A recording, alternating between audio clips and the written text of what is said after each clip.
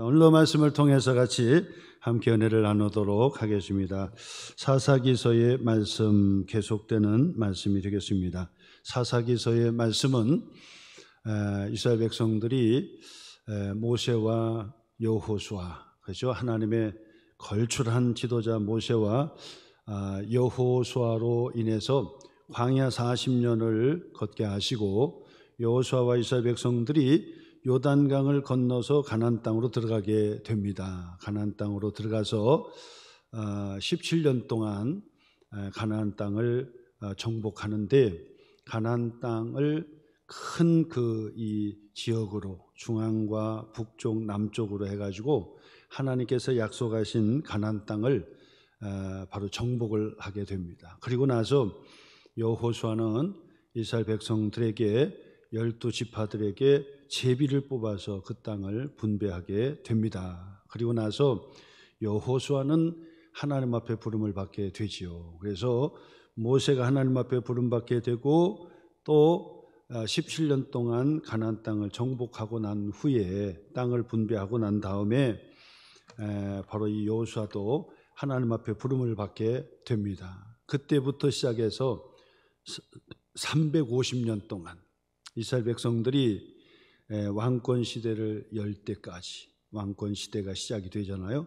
왕권 시대를 열 때까지 350년의 그 기간을 사사시대라 그렇게 얘기하는, 사사시대라. 그 사사시대는 모세처럼 여호수아처럼 하나님께서 정말 특별하게 세워서 길게 통치한 그런 그 지도자도 아니고, 그리고 또 왕권 시대의 왕으로 선지자로 하나님께 부름받아 사역을 감당하는 왕권 시대의 지도자도 아니고, 바로 그 사이에 350년 동안 그때마다 하나님께서 필요할 때마다 하나님 지도자를 세워주시는데, 그 지도자를 우리는 사사라 그렇게 얘기합니다. 그래서 사사는 통상적으로 12사사, 12명의 사사가 시대별로 나타나서 이스라엘을 구원하고 그리고 평안을 찾았던 때를 의미한다고 말씀을 드릴 수 있습니다. 그래서 그 기간이 350년의 기간이 되는 거예요. 350년. 그래서 사사시대는 350년이다. 이것이 끝나고 나서 마지막 사사이면서 첫 번째 선지자라고 얘기할 수 있는 사무엘, 그죠? 사무엘을 선지자라고 하지만은 또 사사시대로 본다면 마지막에 사사였다, 이렇게 말씀을 드릴 수 있습니다. 그래서 이 사무엘을 통해서 우리도 왕권 시대를 열어주세요, 왕을 우리에게 주세요라고 얘기한다고요. 그래서 사울 왕을 세우고 다윗과 솔로몬 왕을 세워서 왕권 시대를 열어가는 것을 보게 됩니다. 그때까지 350년을 사사시대라고 그렇게 얘기합니다. 자, 그래서 이 사사의 350년의 기간은 어찌 보면 신앙생활에 있어서 쳇바퀴 도는 것 같이 돌고 돌았던 시대가 사사시대다, 그렇게 특징적으로 말씀합니다. 쳇바퀴, 다람쥐 쳇바퀴 돌듯이 했다라고 하는 것이 무슨 의미냐면 12지파별로 그들이 생활했는데 어려울 때마다 하나님께서 사사를 보내주시고 그 사사가 이스라엘 백성들 하나로 단합하게 해가지고 그 문제를 해결하는 거예요. 그리고 나서 하나님을 잘 섬기고 평안을 찾게 됩니다. 그러다가 그들이 다시 하나님을 잊어버리게 되고 신앙에서 떠나게 될 때, 그때 또 그 이방 나라를 통해서 어려움을 겪고 고난을 당하게 된다라고 하는 것이죠. 그리고 난 다음에 또다시 하나님께서 사사를 보내주시고 또 구원에 이르시고 또 타락하고 지도자를 세워주시고 구원을 받고 평안을 누리고, 이게 다람쥐 쳇바퀴 돌듯이 350년 동안 그렇게 돌고 돌았다라고 특징적으로 그렇게 말씀하고 있는 것을 보게 됩니다. 자, 그래서 사사시대의 특징적으로 하신 말씀이 뭐냐면 자기의 눈에 오른 대로 행했다라고 하는 거예요. 자기의 눈에 오른 대로 행했다. 그러니까 이 사사시대 때는 특별한 지도자가 강력하게 지도를 하지 않고 있었기 때문에 누구든지 그냥 자기 옳은 대로, 자기의 소견에 옳은 대로 그렇게 행한 거예요. 그러다 보니까 어떻게 되겠습니까? 그 공동체가 와해가 되고, 그리고 배가 산으로 올라가는 거죠.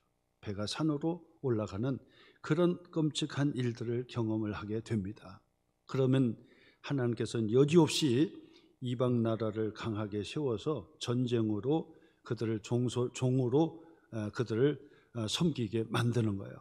그러면 이스라엘 백성들이 하나님의 자녀인데 이방 나라의 종노릇하면서 고통과 고난을 받게 되죠.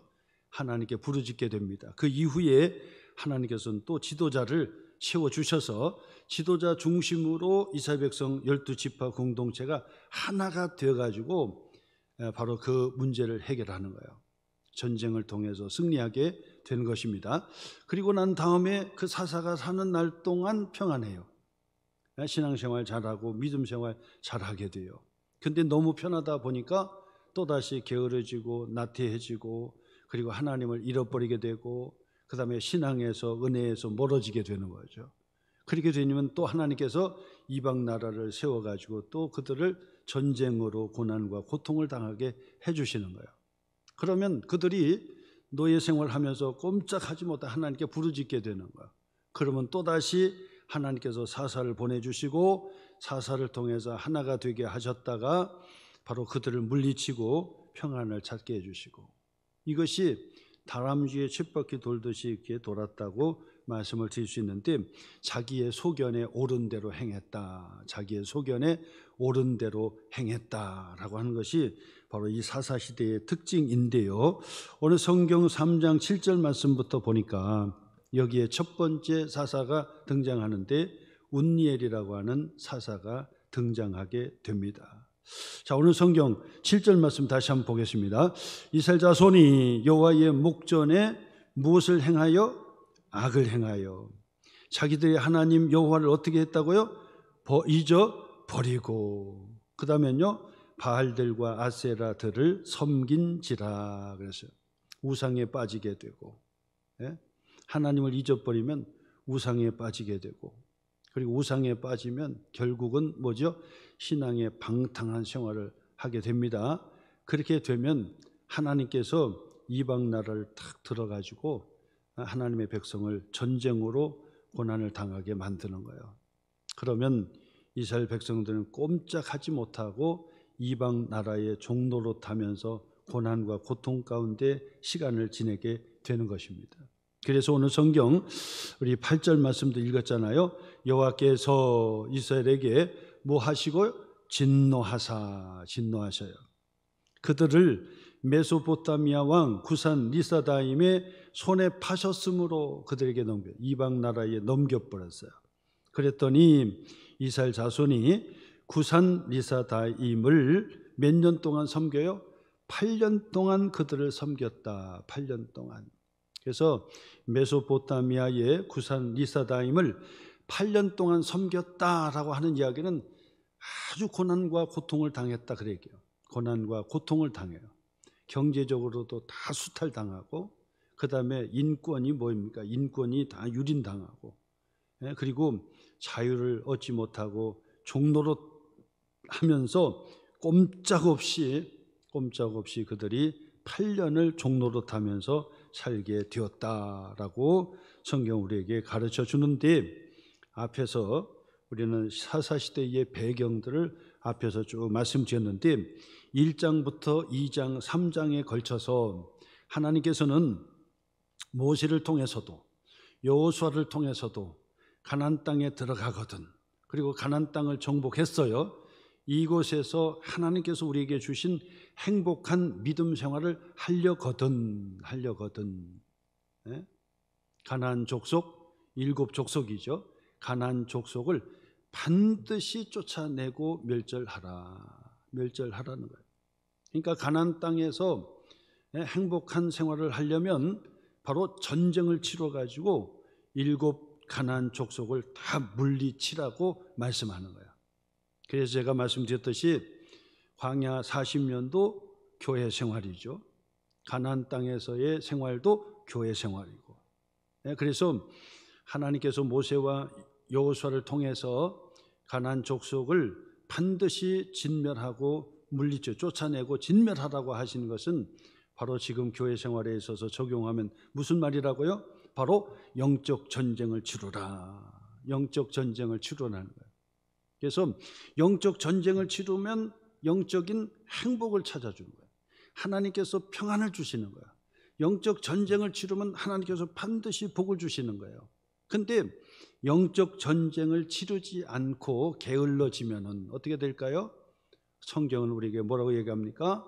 가나안 족속들이 너의 옆구리에 가시가 될 것이고, 옆구리에 가시가 돼요. 그리고 그들이 바로 너희들을 넘어뜨리는 올무가 될 것이다. 신앙에서 넘어지고, 은혜에서도 넘어지고, 말씀 충만의 자리에서 넘어지고, 겸손의 자리에서도 넘어지고, 하나님의 축복의 자리에서도 넘어지고, 올무에 계속 넘어진다는 거예요. 그렇기 때문에 이스라엘 백성들은 반드시 가나안 땅에서 기쁨과 그리고 감사와 그리고 평안을 가지고 하나님을 잘 섬길 수 있는 행복한 믿음의 사람 되기 위해서는 어떻게 해야 되냐? 영적 전쟁을 치르라. 영적 전쟁을 치르라는 거예요. 그런데 이 사사시대의 특징이 뭡니까? 그들이 다 어떻게 했어요? 그들을 쫓아냈습니까? 쫓아내지 못했다는 거예요. 쫓아내지 못했다.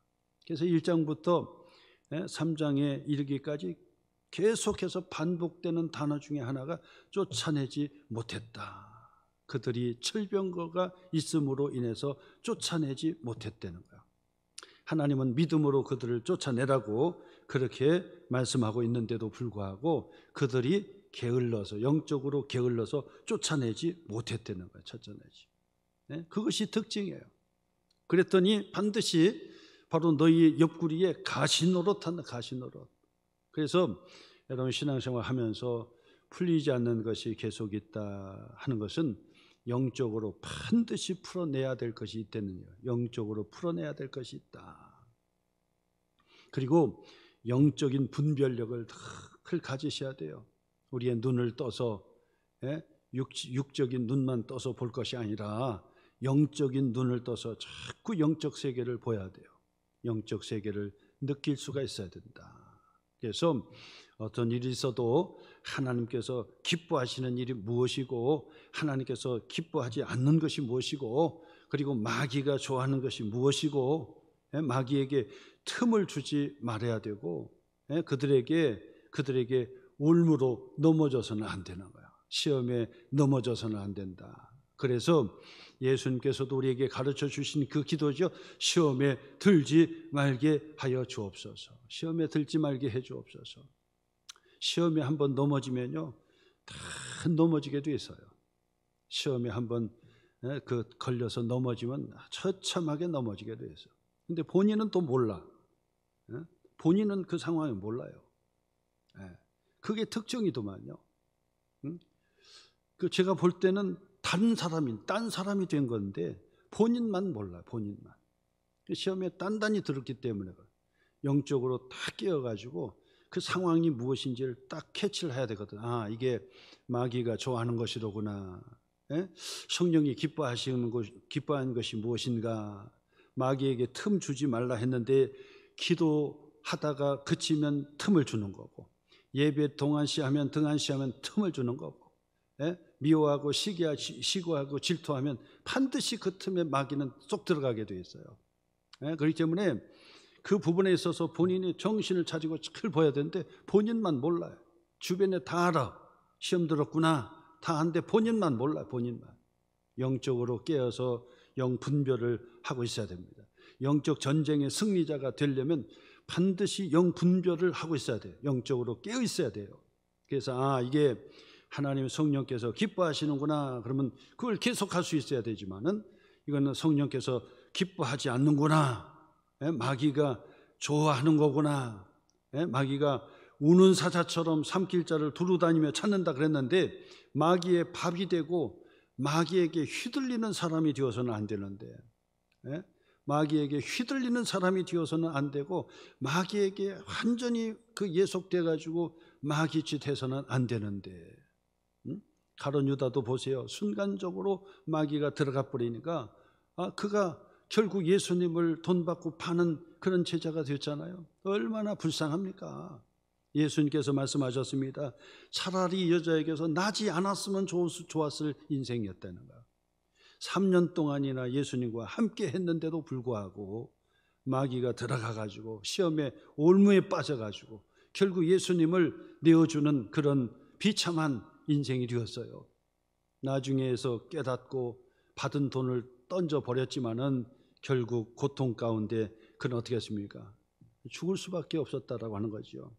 그처럼 우리가 시험에 들지 말게 해 주옵소서. 다만 악에서 나를 건져 주옵소서.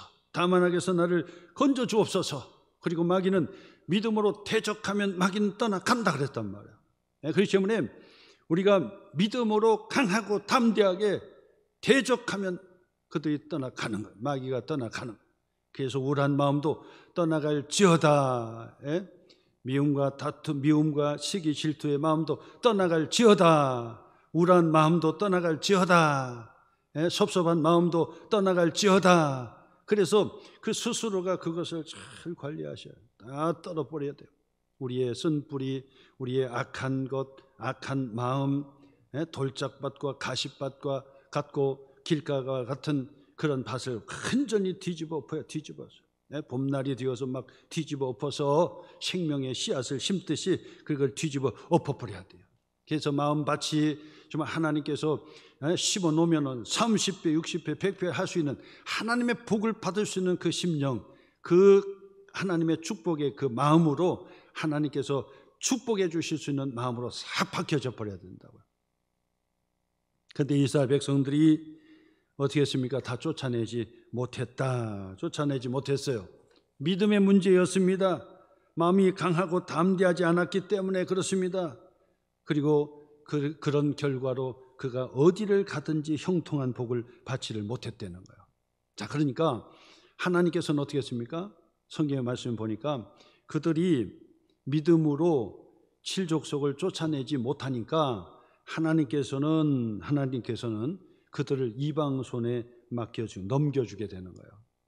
이방 손에 넘겨주고 그들이 가나안 땅에서 악착같이 살아남을 수 있도록 하나님께서 만들어 주셨는데 그것을 통해서 하나님은 뭐 하십니까? 그것을 통해서 믿음의 사람의 믿음을 시험하고자 했다라고 성경에 나와요. 믿음을 시험해 보려고 했어. 그가 믿음을 발휘할 수 있는지, 믿음을 발휘할 수 있는지, 평소에는 믿음이 있는데 결정적일 때 믿음이 온데간데 없이 다 사라져 버렸어. 믿음 없는 사람이 돼 버려. 중요한 때, 믿음을 발휘해야 될 중요할 때 그 믿음을 발휘하지 못하는 거예요. 믿음을 발휘할 때 믿음을 딱 발휘해야 그 믿음으로 내 믿음대로 되라. 내 믿음이 너를 구원하였느니라. 믿음이 너를 치유하였느니라 라고 주님께서 막 말씀해 주셔야 되는데 그 순간 믿음 있는 것처럼 보였는데 믿음을 발휘할 때 믿음이 없어요. 믿음이 없어. 여러분, 우리가 신앙생활 하면서 주변을 잘 살펴보시라고요. 믿음이 있는 것 같은데 결정적일 때 믿음이 없는 사람, 믿음을 발휘하지 못하는 사람, 믿음이 바닥난 사람, 그런 사람들이 꼭 있어요. 그때 그것을 잘 보시라고. 믿음의 말을 하고 있는지, 믿음의 말을 하지 못하고 있는지, 믿음 없는 말을 하고 있는지 그것을 잘 살피셔야 된다 그 말이에요. 그래서 하나님께서는 바로 이 가나안 족속 남겨뒀지요. 그걸 통해서 시험하시는 거예요. 믿음이 있는지 없는지를 시험해 보시고 그 다음에 뭐죠? 그들이 하나님 앞에 전적으로 순종하는지 여부를 알려고 했다 그러잖아요. 순종의 여부를 하나님께서 알려고 했다. 그래서 하나님께서는 옆구리에 가시 올무가 되게 만드신다 그랬잖아요. 그래서 전쟁이 일어나고 그리고 질병이 있고 전염병을 앓게 되고 또 기근이 심하고 그런 일들이 계속해서 일어나요. 건강의 문제도 일어나고 갈등의 문제도 일어나고 경제적인 문제가 계속해서 얽히고 설키는 거예요. 내가 원하지도 않았는데 경제적인 그 문제도 자꾸 얽히고 설키고 막 그래요. 그런 부분이 있다고 한다면 반드시 그 부분을 해결할 점이 있다는 사실을 아셔야 돼요. 해결해야 될 것이 있는 거예요. 그것을 반드시 영적으로 해결해야 돼요. 아무리 자기가 하려고 해도 안 돼요. 영적인 것으로 그걸 해결지어야 돼요. 해결지어. 그런데 해결지려면 어떻게 해야 됩니까? 하나님 앞에 매달려 기도해야 되는 거예요. 하나님, 왜 건강에 문제가 해결되지 않습니까? 해결해야 돼요. 해결해야 돼요. 하나님 앞에 부르짖고 하나님 앞에 나가서 그 문제를 해결하셔야 돼요. 해결. 그 다음에 갈등의 문제가 있을 때도 반드시 해결하셔야 돼요. 경제적인 문제가 있을 때도 반드시 하나님께 해결 받으실 수 있어야 돼요. 경제적인 문제도 그것도 다 우리 마음대로 다 되는 건 아니에요. 그리고 이것이 다 영적인 문제로 전부 다 100% 영적인 문제라고 얘기할 수는 없어요. 그러나 대부분 보면 영적인 문제가 얽혔기 때문에 경제적인 문제도 풀리지 않는 경우가 있다 그 말이에요. 그것을 여러분 해결하셔야 된다 그래요. 하나님께 해결하셔야 돼요. 하나님께 경제적인 문제도 하나님께 해결받아요. 그래서 어떤 분들은 새벽에도 하나님 앞에 막 부르짖고 기도하면서 경제적인 문제를 해결해 달라고, 하나님 경제적인 문제 해결해 주세요 하면서 하나님 앞에 해결하는. 그래 하나님 앞에 영적인 문제로 이 문제를 해결하셔야 된다 그 말이에요. 그래서 하나님께서 그들에게 순종하는지 여부를 하나님께서 보고 싶다. 순종하는지 여부를 하나님께서 보고 싶다라고 하는 거예요. 이스라엘 백성들은요, 이제 보세요. 메소포타미아 구산 리사다임 그러면 이 사람은 아주 사나운, 아주 악독한 사람이란 얘기예요. 지독한 사람이란 뜻이에요. 거기가 지독한 사람이란 뜻이에요. 이 메소포타미아 왕 구산 리사다임은 뭐 특별히 어느 지역인지 이거에 대한 논란도 있지만은 아무튼 바로 이 북쪽 시리아 쪽이라고 이야기를 하거든요. 뭐 정확한 그것은 또 나름대로 또 연구를 해야 되는 거지만은 아무튼 그 메소포타미아 왕의 구산 리사다임은 그 말 자체가 아주 지독한 사람이에요. 지독한 사람. 그 지독한 사람한테 8년 동안 노예 생활하는 거예요. 8년 동안. 직장 생활을 하면서도 우리가 괜히 그 윗사람이라든지 관계에 있어서 다 그냥 하는 사람이 있어요. 그래서 어떤 분이 그러더라고요. 직장 생활에 일이 어려운 게 아니라 사람 만나는 것 때문에 못 다니겠다고 하는 사람이 있어요. 사실은 이 사람 문제가 중요하다고. 어디에든지 마찬가지예요. 어디에든지 마찬가지예요. 교회에서도 마찬가지예요. 교회에서도 막 일이 많아가지고 도대체 일이 많아가지고 나 목회 못하겠다는 사람 별로 없어요. 일이 많아도 그걸 감당하고 어떻게든 기쁘게 감당해요. 그런데 문제는 뭐냐면 사람 문제예요. 사람의 문제란 말이에요. 그래서 서로 막 격려해주고 막 서로 북돋아주고 그러면 시간 가는 줄도 모르고 막 일이 많은 줄도 모르고 밤새워서 일을 한다 그 말이에요. 서로 격려해주고 칭찬해주고 그러면 열심히 한다고. 그런데 그렇지 않으면 일이 많아서 힘든 것이 아니라 서로 격려하지 못하고 서로 자꾸 깎아내리고 시기 질투하고 그러면 그 힘이 기운 다 빠져버리는 거예요. 사역의 일이 다 빠져버리는 거예요. 그렇기 때문에 우리가 사람의 문제에 있어서 서로가 막 격려해주고 막 칭찬해주고 막 이것을 잘하셔야 된다 그 말이에요. 잘하셔야. 우리 소망교회는 그런 부분에 있어서 아주 훈련도 세게 우리가 잘 받고 그리고 열심히 우리가 하다 보니까 뭐 다 잘해요. 주일날 같은 그 낮에도 보면은 남자 집사람들이 이게 좀 어색해했는데 지금은 막 잘하시고, 아직도 막 가운 여기서 이렇게 돌리는 분이 계신데 막 이렇게 올려서 막 하시고 막 이렇게 된다고. 얼마나 감사한지요. 그렇게 해서 얼굴도 활짝 피시고 그래야만이 교회에 와서 얼굴 피셔야지만이 세상에 이길 수가 있어요. 근데 교회 와서도 막 얼굴이 경직돼 가지고 그냥 근엄하게 있으면 누가 그 사람을 알아줍니까? 교회에서 근엄하다고 누가 알아주냐고요. 그렇기 때문에 교회에서는 얼굴이 그냥 환하셔야 돼요. 환해야. 그래서 자기가 자기 스스로 거울 보면서 자기를 자꾸 관리하셔야 돼. 내가 그 얼굴이 좀 그랬구나. 얼굴을 환하게 하고 근육도 웃으면 웃는 그 근육이 발달하게 돼 있단 말이야. 근데 그동안 웃지 않았으면 웃는 근육이 발달하지 못해가지고 한번 웃으려고 해도 어색하단 말이에요. 그래서 그 근육을, 웃는 얼굴의 근육이 자꾸 발달돼가지고 그냥 나도 모르게 그냥 나타나면 그냥 해처럼 밝고 환하고 말이요. 그런 환한 천사의 그런 얼굴처럼 환하고, 그러면 본인도 신나고 또 보는 사람도 신나고, 그래서 사역에 있어서도 우리 그 서로 막 여전도 남전도에도 막 신이 나고 막 기쁘고 막 그러는 거예요. 그게 주님의 일에 그런 기쁨으로 감당할 수 있어야 되잖아요. 감당할 수 있어야 돼. 그렇기 때문에 다시 한번 여러분, 마음을 활짝 여셔가지고, 마음을 넓게 여셔. 마음을 자꾸 졸이면 안 돼요. 마음이 좁아져가지고 자꾸 막 눈앞에 코앞에만 바라보고 그러면은 안 된다고. 그래서 자꾸 멀리 쳐다보고 마음을 활짝 열고 그래야 주변의 사람도 다 좋아요. 마음이 넓어야 돼요. 넓고 활짝하고, 그냥 보통 일들은 그냥 넘어가시고 막 넘어가셔야 돼요. 그러면서 마음을 활짝 여시고 막 웰컴 해줄 수 있어요. 마음을 웰컴 해줄 수 있어야 돼요. 누구든지 용납해주고 받아줄 수 있는 그런 웰컴할 수 있는 마음이 활짝 열리고 막 그렇게 하셔야 그 사람의 매력 있는 사람이에요. 매력 있는 사람. 항상 좁아가지고 이렇게 있으면은 매력이 떨어져요. 그래서 하나님의 은혜 축복의 사람들이 그렇게 활짝 여셔야 된다 그래요. 그런데 이스라엘 백성들이 보세요. 하나님을 잊어버렸어요. 우상 숭배에 빠졌어요. 그러니까 기쁨이 잊어버리고 감사도 잊어버려요. 그러니까 하나님께서 봐라 그래가지고 메소포타미아 왕 구산 리사다임, 말도 사납잖아요. 아주 사나운 왕이에요. 사나운 왕. 그 사나운 왕에게 8년 동안 아주 시달린 거예요. 시달렸어요.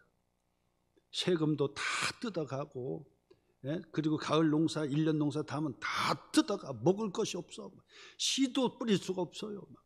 완전 수탈해가는 거, 수탈해가. 그러니까 도저히 먹고 살 수가 없어요. 또 도저히 생활할 수가 없어요. 그래서 그들이 생각하는 거야. 왜 이렇게 내게 우리에게 고난이 내게 오는가? 왜 문제가 해결되지 않는가?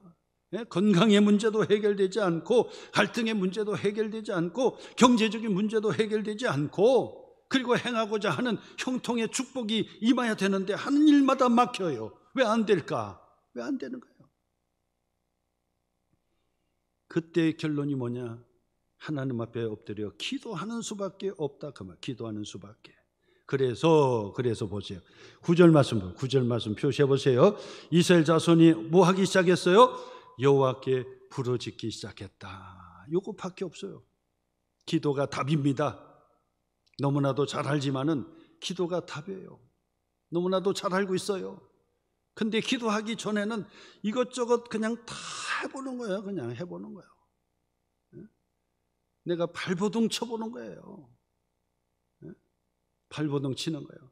근데 기도하지 않고 발버둥을 치면 칠수록 늪에 그냥 계속 더 깊이 빠져들어가는 거예요. 그 늪에서 빠져나오려면 기도밖에 없는데, 주님의 손을 잡는 것밖에 없는데, 주님의 손을 잡고 기도하여서 그 늪에서 빠져나와야 되는데, 주님의 손을 잡기 전까지 자기가 아무리 하려고 해도 발버둥 쳐도 오히려 발버둥 치면 칠수록 그 늪으로 빠져들어가게 되어 있다는 거예요. 이스라엘 자손이 여호와께 마침내 부르짖기 시작했더니, 그 다음 보세요.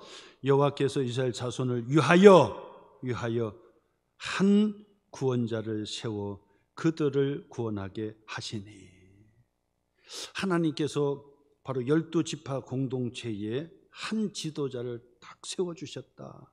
한 지도자를 세워주셨다. 구원자를 하나님께서 보내주셨다는 거예요. 이 사람이 누구냐? 사사예요. 이 사람이 사사예요. 이 사람은 왕이 아니에요. 그때마다 하나님께서 그 상황에서, 삶의 자리에서 하나님께서 딱 뽑아서 그때 쓰시는 사사요. 한 구원자 세워서 그들 구원하게 하시니 그는 곧 갈렙의 아우 그나스의 아들 온니엘이었다. 온니엘이요. 그래서 사사 시대 350년의 첫 번째 사사는 온니엘이다. 온니엘이에요. 그러면 그 온니엘은 누구냐? 그 온니엘은 누구라고 나오죠? 바로 갈렙의 아우 그나스의 아들이었다. 그 얘기 누굽니까? 갈렙, 그 유명한 갈렙의 조카였다는 거예요. 조카. 갈렙의 조카였다는 거예요. 동생의 아들이니까 조카라고 볼 수 있겠죠. 그러면 그의 큰아버지가 누굽니까? 그의 큰아버지는 갈렙이었어. 갈렙. 가데스 바네아에서 12 정탐꾼 대표자를 뽑아서 가나안 땅에 들어갔다 나와서 보고대회 했는데 10지파 대표자들은 전부 믿음 없는 말을 했어요. 믿음을 발휘하지 못했어요. 스스로 메뚜기 현상처럼 그랬어요. 믿음을 발휘하지 못했어요. 그래서 그들은 다 가나안 그 광야에서 40년 동안 다 죽어요.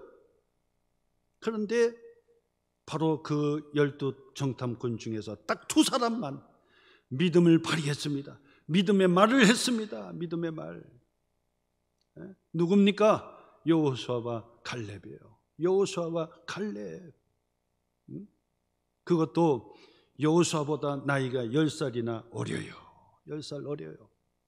그래서 두 지도자가 모세 옆에서 탁 그냥 보좌하고 옆에서 딱 포위하면서 모세를 세우며 이스라엘 백성들 가나안 40년을 다 지내고, 그 다음에는요 모세도 가나안 땅에 못 들어갔는데 여호수아와 갈렙이 그 가나안 땅에 들어갔는데 거기서도 모세의 후계자는 여호수아였어요. 여호수아.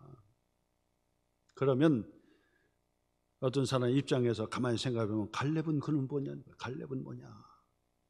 똑같은 12지파 중에 여호수아는 갈렙이고 갈렙은 여호수아란 말이에요.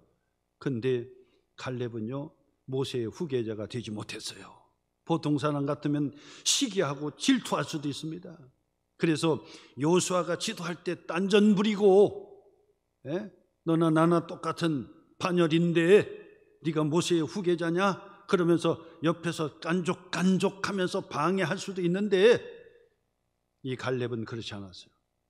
하나님의 영적인 이 지도자 여호수아를 모세처럼 옆에서 또 보유하면서 앞장서서, 이 갈렙은 앞장서서 여호수아를 도왔고 이스라엘 백성들의 모범이 되었어요. 모범이 되었어요. 그래서 그 유다 산지 같은 경우 지금도 제가 그 유다 이 송지순례 가가지고 유다 광야를 이렇게 봤더니 막 엄청나요. 엄청나. 지금도 감당할 수가 없어요. 근데 80이 넘은 바로 이 갈렙이 여호수아와 이스라엘 백성들 앞에서 저 산지를 내게 주소요. 저 산지를 내게 달라. 내가 저 산지를 차지할 것이다고. 그렇게 믿음의 말을 끝까지 했던 사람이에요. 끝까지. 대단하죠? 바로 갈렙입니다. 우리가 모세, 여호수아를 많이 기억하는데 반드시 기억해야 될 사람이 바로 이 갈렙이라 그 말. 갈렙. 시기 질투하지 않았고 모세처럼 바로 이 여호수아를 섬겨줬고 앞장섰고 끝까지 모범을 보였던 한 사람, 믿음의 사람 뽑으라면 그 사람이 갈렙이에요. 갈렙. 그 갈렙의 바로 이 동생의 아들 조카가 온니엘인데, 온니엘이에요. 갈렙이요 바로 이 사건 전에 가나안을 정복하는 그 사건 속에서 갈렙이 소원을 합니다. 소원을 해요. 드빌 사람 곧 기럇 세벨을 쳐서 점령하는 자에게 내가 내 딸 악사를 그에게 아내로 주겠다 그랬단 말이에요. 그랬더니 나서가지고 기럇 세벨을 점령한 사람이 누구냐? 알고 보니까 갈렙의 조카 온니엘이었다는 거. 온니엘. 그것을 통해 볼 때, 이야, 그 형제의 그 집안이로구나. 믿음의 그 가정이로구나. 믿음의 그 가정, 믿음을 발휘했던 그 가정이로구나. 이것이 온니엘이에요. 그래서 가나안 정복할 때도 이 온니엘이 거기서 드러났어요. 드러났어. 그래서 그 보니까 갈렙 보니까 조카요.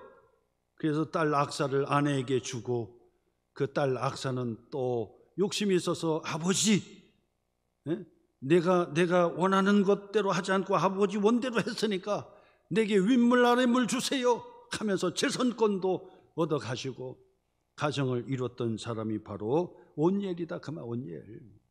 갈렙의 믿음을 전수한 사람, 갈렙의 믿음을 본받는 사람. 그래서 믿음도 전염이 되고 원망 불평하는 말도 전염이 돼요. 그래서 믿음이 있는 사람, 긍정적인 사람하고 같이 있으면 그냥 긍정적인 게 전염이 돼요. 전염이. 근데 부정적인 말을 하는 사람도 이게 전염이 돼. 전염이. 그래서 자꾸 부정적인 얘기하면 내 속에서 막 짜증이 나. 아주 힘들어요. 화가 나. 부정적인 얘기하면 안 돼요. 믿음 없는 말을 하면 안 돼요. 믿음 없는 말. 은혜 떨어지는 말을 자꾸 하잖아요. 그러면 기운이 빠져. 기운이. 그리고 힘이 빠진다. 그 말, 힘이 빠져요. 성령의 은혜에 충천해가지고 막 믿음으로 한번 믿음으로 하나님의 서역 앞에 함께 합시다 막 그러는데 기운 빠지게 만들어. 부정적인 말하고 믿음 없는 말하고 그러면 기운이 빠진다 그 말이야. 근데 믿음의 말을 옆에서 같이 하면 믿음이 전염이 되는 거야. 그러니까 이 온니엘의 믿음이 어디서 났겠습니까? 그 아버지 믿음은 어디서 났겠습니까? 그 큰아버지 갈렙에게서 났겠지요.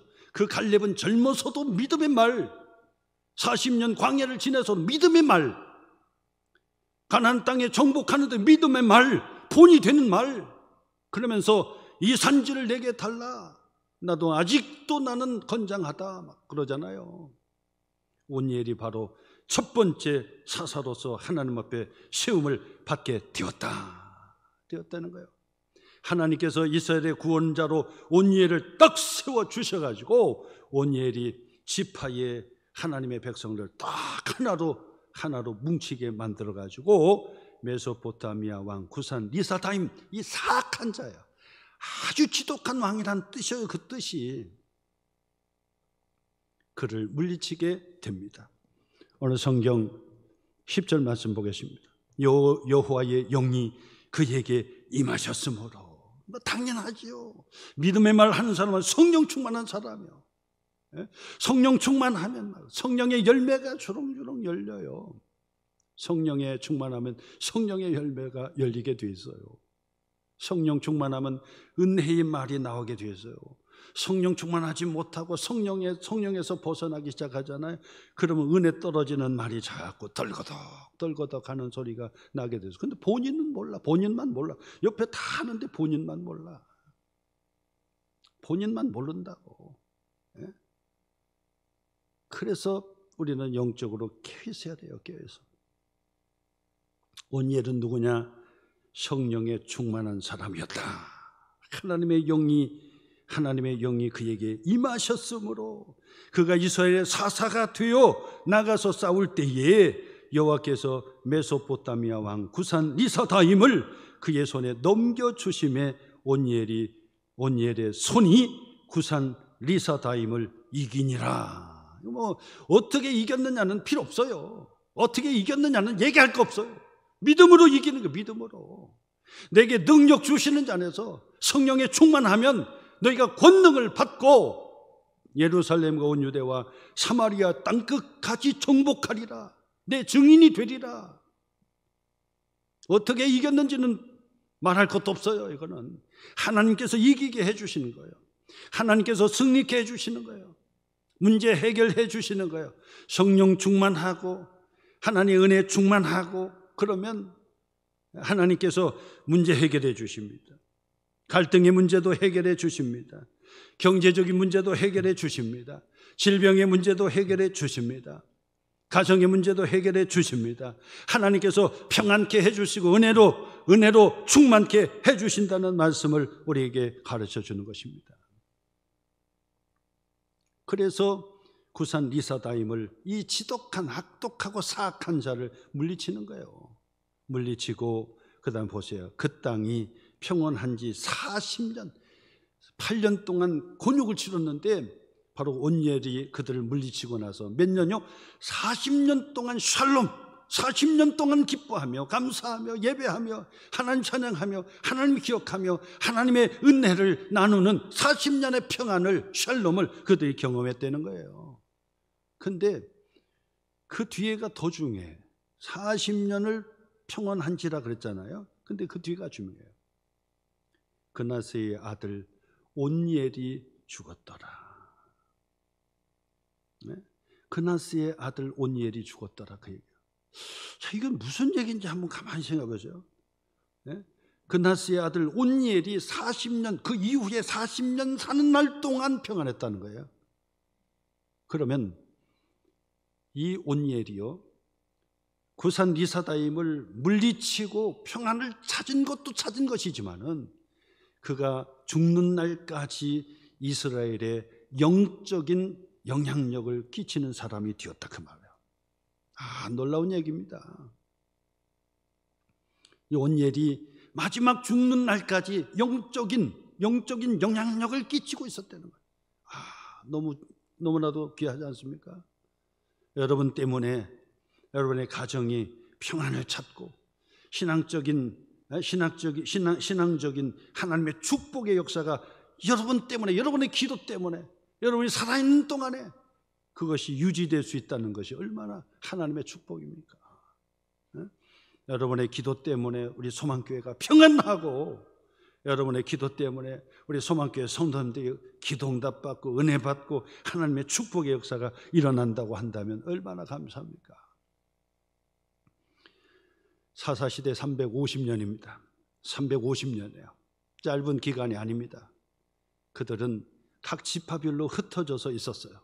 누가 그들을 모세처럼 여호수아처럼 간섭하는 사람이 없어요. 그들을 한데 모으는 사람이 없었어요. 그들은 각자에서 신앙을 지키고 그리고 믿음을 지키고 하나님을 섬기고 살았어야 했던 것입니다. 그리고 남는 가나안 족속을 물리치면서 영적 전쟁을 늦추지 않고 그들을 물리치면서 평안을 찾았어야만 했던 것입니다. 그런데 그들이 시간이 지나면서 여호와 하나님을 잊어버리기 시작했고 가나안 족속에 섬겼던 바알 우상과 아세라 목신을 그들이 다시 한번 섬기게 되고 그거로 인해서 지독한 구산 리사다임을 통해서 8년 동안 그냥 완전히 종노릇하는 거예요. 아주 지독한 사람에게 종노릇하는 거예요. 다 해도 안 돼요. 아무리 발버둥 쳐도 더 늪에 빠질 수밖에 없어요. 그러다가 안 되겠다.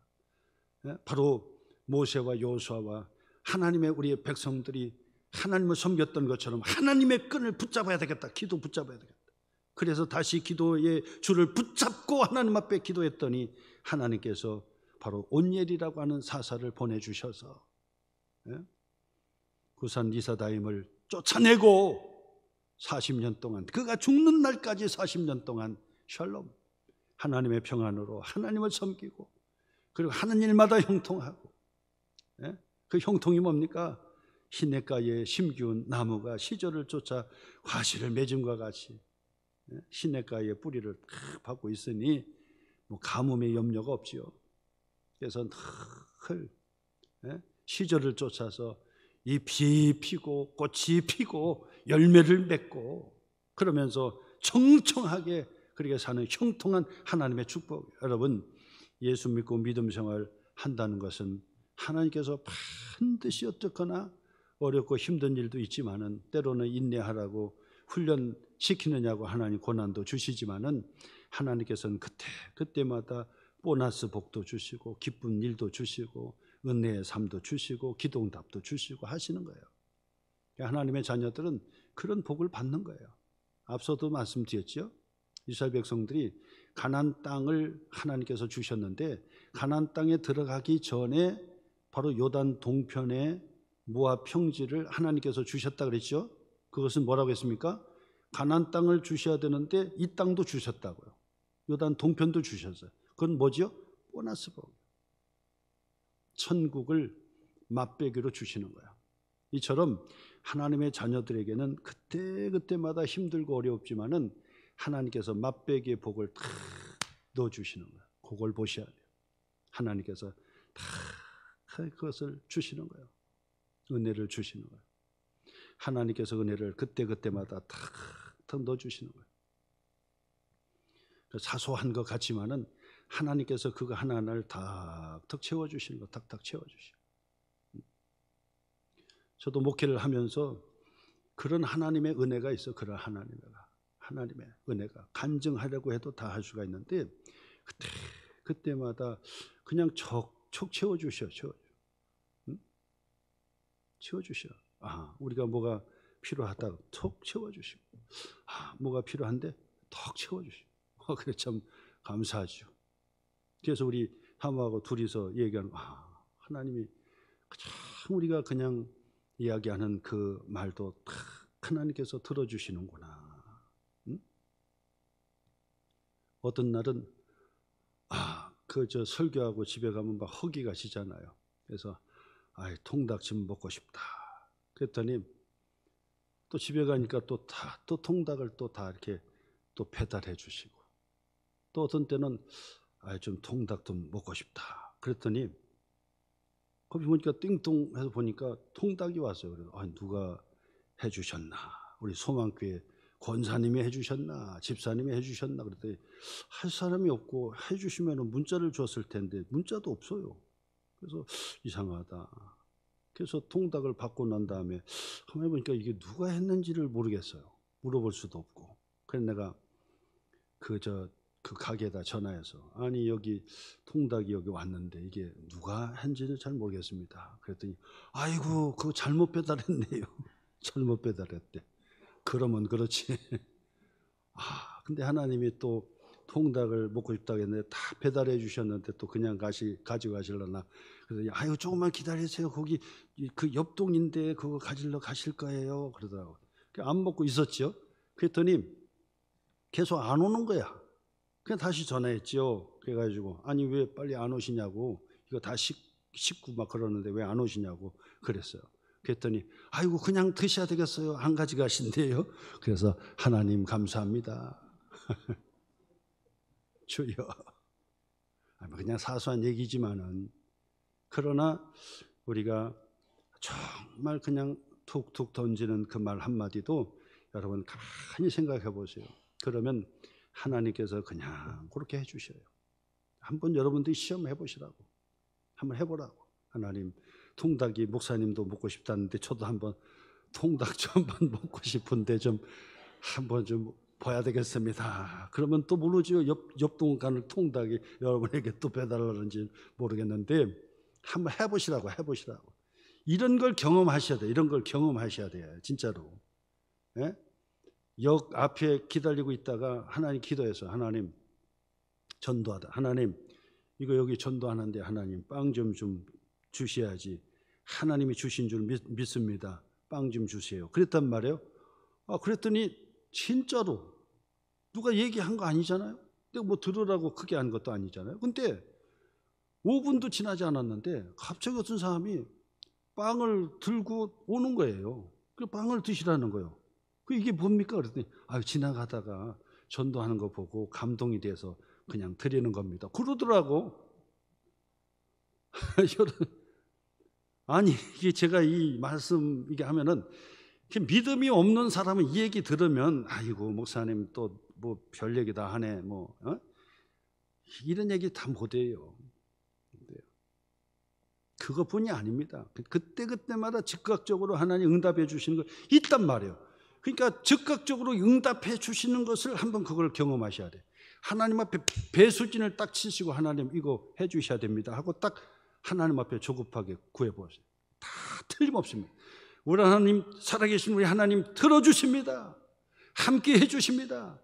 여러분 약속하신 것처럼 여러분 함께 해주시고 주목하여 보시고, 여러분 아끼십니다. 사랑해 주십니다. 그렇기 때문에 기도하면서 한번 경험해 보시라 그 말이야. 하나님 뭐가 필요합니다. 하나님 도와주세요. 한번 해보세요. 그러면 반드시 하나님께서 해결해 주시면서 그것이 느껴질 수 있도록, 경험할 수 있도록, 간증할 수 있도록 하나님 해주시는 거예요. 해주셔. 예? 그것을 여러분이 체험하고 경험해서 그것이 자꾸 쌓여야 신뢰가 돼요. 아, 하나님 기도응답해 주시는구나. 하나님 축복해 주시는구나. 전에 말씀드렸죠. 기도원에서 하나님 딱 400만 원 주세요 하고 막 기도했단 말이에요. 아무도 기도가 다 끝나고 내려갈 판인데 아무도 그 역사가 없어요. 내려가면 하나님 주실라나. 그리고 내려가려고 하는데 기도원에 왔던 분이 어떤 분이 그냥 또 가다가 다시 와가지고 아이고 목사님, 그냥 또 오늘 내려가신다며? 예, 오늘 내려가신다. 아이고 저도 내려가는데 아이고 목사님 식사나 좀 하세요 하고 딱 주는 거예요. 그래서 식사하라고 했으니까 뭐 한 돈 10,000원이나 뭐 그렇게 주셨겠지 하고 그래 예 알겠습니다 고맙습니다 하고 딱 넣고 집에 왔는데 궁금하잖아요. 식사비로 해서 그래서 열어서 보니까 400만 원이야. 기가 막혀요. 소름이 돋아요. 하나님께서 이렇게 간섭하시고 기도에 정확하게 응답해 주시는구나. 여러분, 하나님께서는 여러분들을 그렇게 사랑하시는 거예요. 여러분 경험하셔야 돼요. 기도하시면서 경험하셔야 돼요. 하나님이 우리와 함께 해주시는 하나님의 축복을 경험하셔야 돼요. 갈렙처럼, 그리고 그의 동생 그니스처럼, 그의 아들 온니엘처럼 하나님 앞에 쓰임받는 하나님의 축복을 경험하는, 하나님의 역사를 경험하는 믿음의 말, 믿음의 기도, 하나님의 은혜의 축복의 역사가 있기를 주님의 이름으로 축원합니다.